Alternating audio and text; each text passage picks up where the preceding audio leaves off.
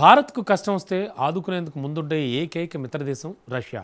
దశాబ్దాలు గడుస్తున్న Bharat Russia friendship మాత్రం ఏమాత్రం చెక్కు చెదరడం లేదు. ఈ బంధాన్ని విడదీయాలని ఎన్నో శక్తులు దుష్ట కుట్రలు పన్నుతున్నాయి. అయినా కాలం పెట్టే కఠినమైన పరీక్షలను తట్టుకుని ఈ రెండు దేశాల దోస్తీ మరింత ముందుకు వెళుతోంది. ప్రస్తుతం పశ్చిమాసియాలో కొనసాగుతున్న యుద్ధంతో ప్రపంచవ్యాప్తంగా చమురు, గ్యాస్ సంక్షోభం తలెత్తింది.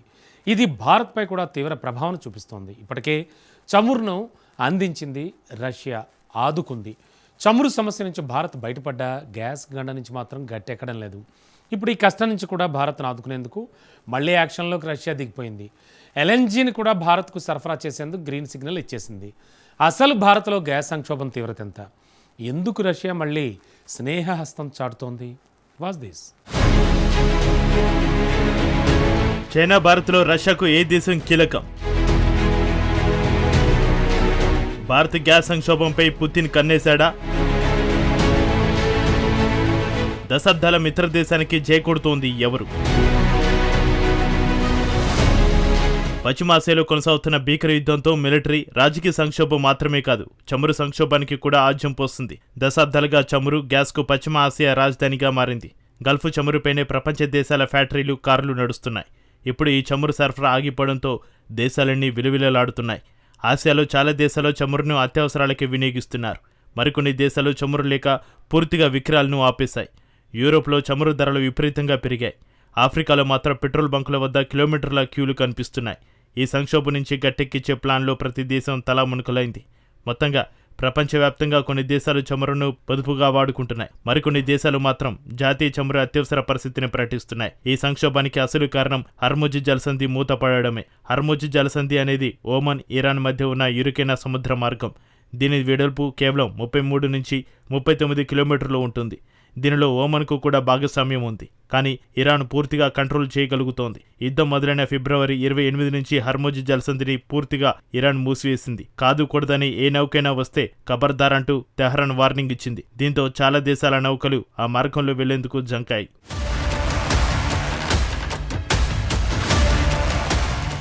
హర్ముజ్ జలసంధి మార్గంలో నిత్యం 2 కోట్ల బ్యారెల చమురు సరఫరా అయ్యేది. ఇప్పుడు అది కాస్త ఆగిపోయింది. ప్రపంచానికి అవసరమైన మొత్తం చమురులో హర్ముజ్ నుంచి 20% ఎగుమతి అయ్యేది. ప్రధానంగా అమెరికా యుద్ధం మొదలుపెట్టిన తర్వాత భారత్, జపాన్, దక్షిణ కొరియా వంటి దేశాల పరిస్థితులు అత్యంత దారుణంగా మారాయి. హర్ముజ్ మూతపడడం భారత్కు కష్టాలు మొదలయ్యాయి. ఎందుకంటే సౌదీ అరేబియా, యుఏఈ దేశాల నుంచి 45 నుంచి 50% చమురును భారత్ దిగుమతి చేసుకుంటుంది. సహజ వాయువును ఒక్క ఖతార్ నుంచే 44% భారత్ దిగుమతి చేసుకునేది. హర్ముజ్ మూతపడడంతో భారత్కు కష్టాలు మొదలయ్యాయి. ఇండియాకు కష్టం రావడంతో వెంటనే నేనున్నానంటూ మరోసారి రష్యా యాక్షన్లోకి దిగింది. కోల్డ్ వార్ కాలం నుంచి భారత్కు అండగా నిలుస్తున్న మాస్కో ఢిల్లీకి మరోసారి స్నేహహస్తం చాచింది. చమురు సంక్షోభం బారిన భారత్ పడకుండా అధ్యక్షుడు పుతిన్ ఆదుకున్నారు. పెద్ద ఎత్తున భారత్కు క్రూడాయిల్ను రష్యా ఎగుమతి చేస్తోంది. నిత్యం 20 లక్షల బ్యారెల చమురును సరఫరా చేస్తుంది.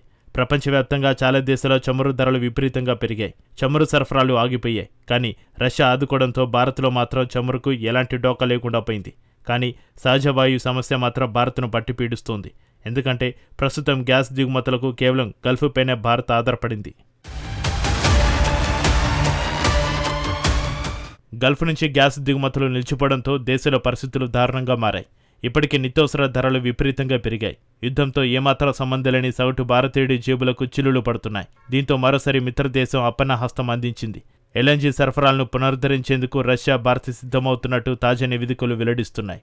ఎల్ఎన్జీ అంటే లిక్విఫైడ్ న్యాచురల్ గ్యాస్. నిజానికి గతంలో రష్యా నుంచి భారీగానే సహజ వాయువును దిగుమతి చేసుకునేది. కానీ ఉక్రెయిన్ యుద్ధంతో దిగుమతులకు బ్రేక్ పడింది. ఇప్పుడు ఎల్ఎన్జీ దిగుమతులను పునరుద్ధరించేందుకు భారత్ వేగంగా పావులు కదుపుతోంది. మార్చి 19న రష్యా ఎనర్జీ డిప్యూటీ మంత్రి పావెల్ సొరాకిన్ ఢిల్లీలో పర్యటించారు.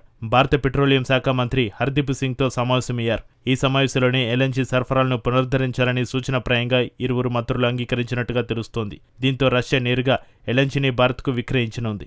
భారతీయ వంటగదుల్లో మంట వెలగాలన్నా, పరిశ్రమల్లో పనులు సాగాలన్నా ఎల్ఎన్జీ అత్యంత కీలకమైనది. ఖతార్ నుంచి గ్యాస్ సరఫరాలు నిలిచిపోవడంతో భారత్ ప్రత్యామ్నాయ మార్గాలపై దృష్టి సారించింది. ఈ ప్రయత్నాల్లో ఒకటే రష్యా. ఆ దేశం నుంచి గ్యాస్ కొనుగోలుకు భారత్ సిద్ధమైంది. నిజానికి 2012లో 20 ఏళ్ల ఎల్ఎన్జీ ఒప్పందాన్ని రష్యాతో భారత్ చేసుకుంది.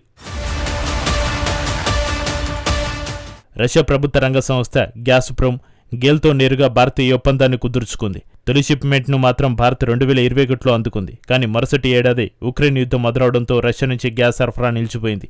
సో ఇప్పుడు మళ్లీ ఆ సరఫరాలను పునరుద్ధరించాలని భారత్ ప్లాన్ వేసింది. అంతేకాదు క్రూడ్ ఆయిల్ని కూడా పెద్ద ఎత్తున మాస్కో నుంచి ఢిల్లీ కొనుగోలు చేస్తోంది. ఒక ఏప్రిల్ నెలలోనే ఏకంగా 6 కోట్ల బ్యారెళ్ల చమురును భారతీయ రిఫైనరీస్ బుక్ చేసుకున్నాయి. ఫిబ్రవరిలో కొనుగోలు చేసిన చమురుతో పోలిస్తే రెట్టింపు మొత్తంలో ఇప్పుడు భారత్ దిగుమతి చేసుకుంటుందన్నమాట.